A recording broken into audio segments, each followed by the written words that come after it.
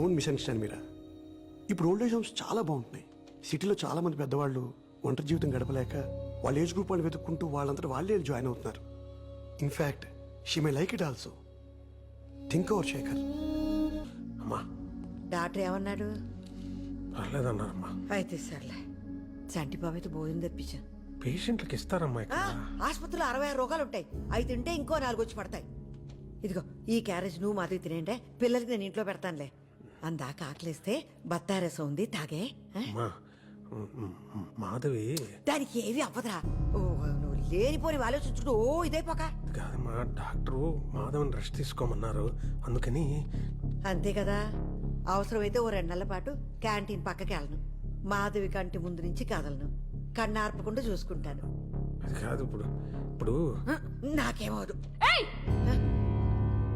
వినవా నాన్న ఏం చెప్తున్నాడు అసలు?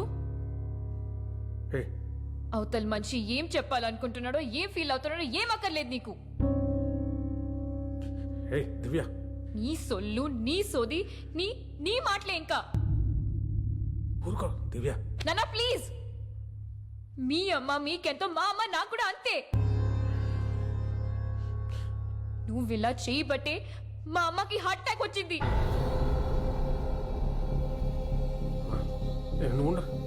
డాక్టర్ చెప్పారు అమ్మకి నువ్వు ఎంత దూరంగా ఉంటే అంత మంచిదని. నీకదే చెప్పడానికి డాడీ కూడా ట్రై చేస్తున్నాడు. నువ్వు ఇంట్లో ఉంటే మా అమ్మ చచ్చిపోతుంది.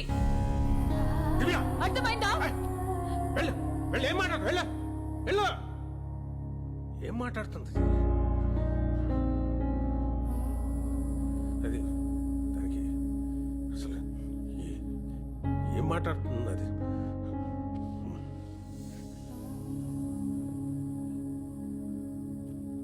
సరే నేను వెళ్తా. లేదు, అందులో ఉప్మా ఉంది. అదే నువ్వు వచ్చావెందుకు? నేను చూసుకునేవాడిని కదా. సీను, మాధవ్ ఒంట్లో బాగుందా? ఇంటికి తీసుకెళ్లారా? హాస్పిటల్లోనే ఉందా? ఏమైంది? అయ్యో ఏడుస్తున్నావు ఎందుకు? ఉల్లిపాయలు. తల్లిపాలు తాగి రొమ్ము గుద్దాడని చెప్పక ఉల్లిపాయలని దొంగ తిరుగుడు ఎందుకతా? అసలు ఏమైంది? పాపం బేబత్తిని కొడుకు కోడ్లు ఇంట్లో నుంచి గంటేసారి చెప్పలేదా నీకు? ఏం మాట్లాడుతున్నావు నువ్వు? ఎంత చేసావద్దా ఇంటికి? ముసల్దాని అని కూడా చూడకుండా ఈ వయసులో నిన్ను రోడ్ల పడేసారిని తెలియగానే ప్రాణం అల్లాడిపోయిందనుకో. 24 గంటలు నా కొడుకు, నా కోడ్లో, నా మనవడు అని ఆరాటి పడిపోయేదాన్ని. విజయతాల అల్లుడు సూరిబాబు హాస్పిటల్లో కంపౌండర్ కదా. ఆ పిల్లడి చెప్పకపోతే నాకు కూడా తెలియదు. అయ్యో నువ్వేం బెగ్గపట్టుకోకు. మా విజయబాబుకు అమెరికా ఫోన్ చేసి చెప్తే ఆవిడ తీసుకుని అర్జెంట్ గా ఇక్కడికి వచ్చి ఎంత ఇదైపోయాడో. అందరూ మీ శేఖర్లా ఉండరతా. నా కొడుకు గురించి మాట్లాడాలంటే నువ్వు నీ కొడుకు ఇంకో జన్మెత్తాలే. తల్లి బిడ్డలన్నాక 190 ఉంటాయి. నా కొడుకు ఎప్పుడేం చేయాలో తెలీదా? నీకెందుకే? నా కొడుకు కోడల కోసం 4 రోజులు బయట ఉంటాను. తప్పేంటి? దాని ఆరోగ్యం కోసం ఏమైనా చేస్తా. 2వ రోజే అత్తయ్య నన్ను ఎత్తుకుంటూ వచ్చేదా? అనుకోవడానికైనా అరుచుకోవడానికైనా నాకదే దానికి నేనే. మధ్యలో నీలాంటి తప్పేలా మోహన్ దేవతైనా దూరితే శుంఠి కరగదీసి నారికి మీద అంటించేస్తానే గుంటకారా. గోరోజనానికి ఏం తక్కువ లేదు ముసల్దానికి. తండ్రి తరిమేసిన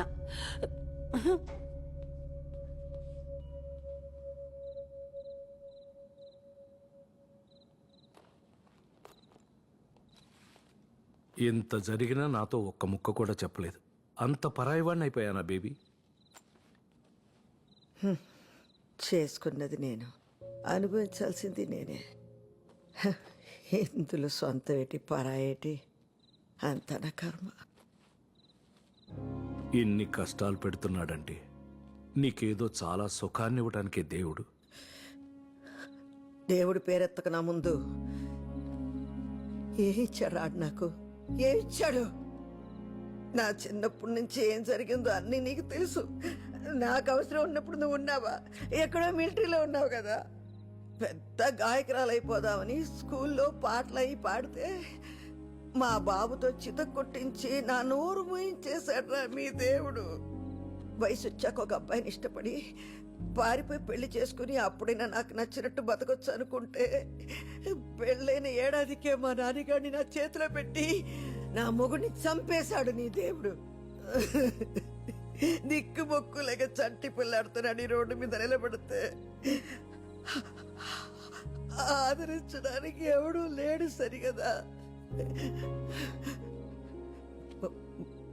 వయసులో ఉందని ప్రతి విధవరా మీద కట్టేశాడురా.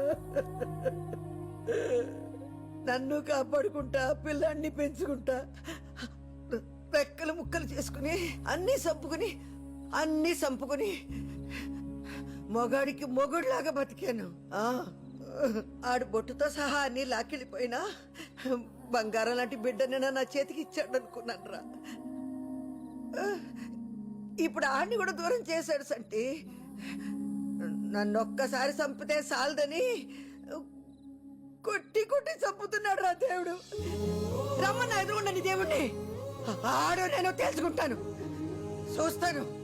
ఎక్కడికి? నేను వస్తాను తాళం వేసి. ఇదిగో నువ్వు నా వెనకాల వస్తే నా మీద ఒట్టు, వెళ్ళిపో.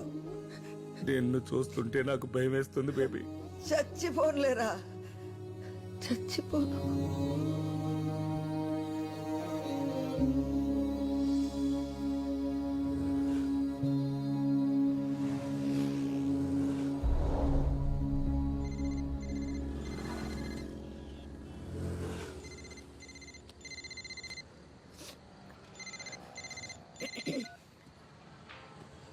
హలో నాన్న, చెప్పయ్యా. హలో నానమ్మ, వస్తున్నావా? ఎక్కడికి? అదేంటి నానమ్మ, చెప్పా కదా ఇవాళ సోల్ శాంటే ఎగ్జిబిషన్ లో నా బ్యాండ్ షో ఉందని. గుర్తులేదయ్యా. అమ్మకు బాగాలేదని నాకు కూడా రావాలని లేదు నానమ్మ, కానీ ఇది నా ఫస్ట్ పర్ఫార్మెన్స్ నానమ్మ, ప్లీజ్.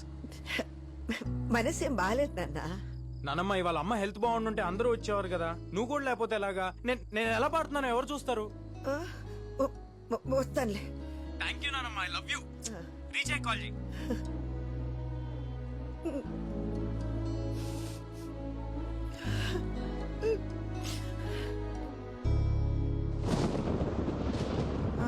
ఇక్కడే.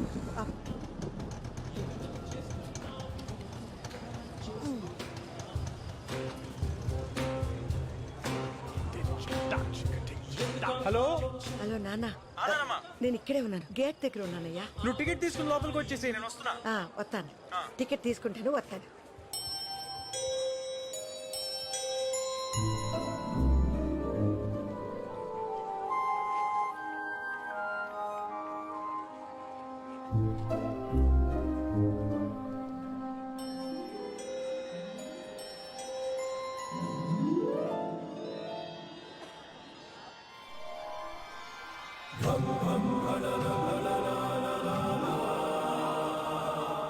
ఓయ్ పెద్దమ్మ, నువ్వు వెతికేది నా దగ్గర ఉంది. దా దా నేనే ఎతకట్లేదు, ఏళ్ళ అవతలకి. దా దా దా దా పెద్దమ్మ.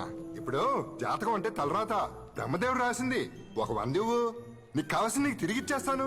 డబ్బులు లేవు, గిప్పులు లేవు. నోరు ముసురు ఏళ్ళ అవతలకి. బెమ్మంట రాచాడంట. వామ్మో, దేవుడంటే అంత కోపమా? ఏదో రాశాడన్నావుగా, ఏ రాశాడు? కూత కోయల్లాగున్నా రాత గాడిదలు కాస్తుందని. అవును పెద్దమ్మా. ఏటవును? అవును పెద్దమ్మా, నీ కొత్త కోయిలే నీ రాత గాడిదే, కానీ ఆ రాతకి నీ కోతకి లింక్ ఉంది పెద్దమ్మా. ఇదిగో ఇది పెట్టుకో.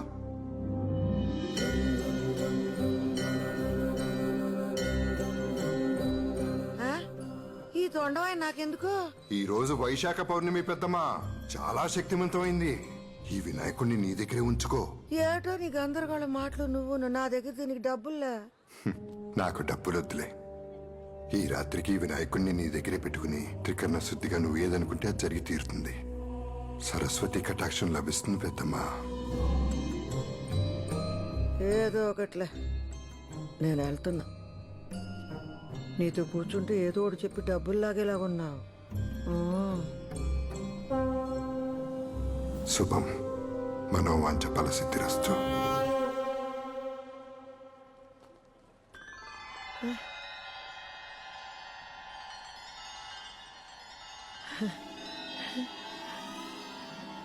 అయిపోతుంది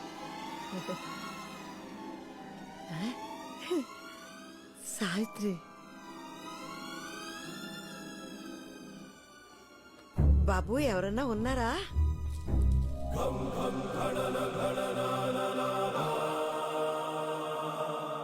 చెప్పండి.